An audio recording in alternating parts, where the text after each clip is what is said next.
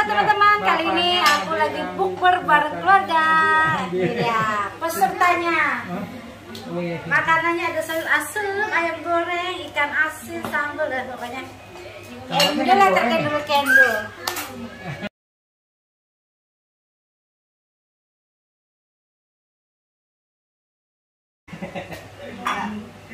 Netflix. Bener nih kayak TV itu ini. Bener Ellen. Ini dia peran utamanya sambal. Sambalnya nggak digoreng ya? Enggak, direbus. Iya, direbus. Ikan asinnya enak nih. Palanya Debbie itu palanya. Ayam goreng namanya pala.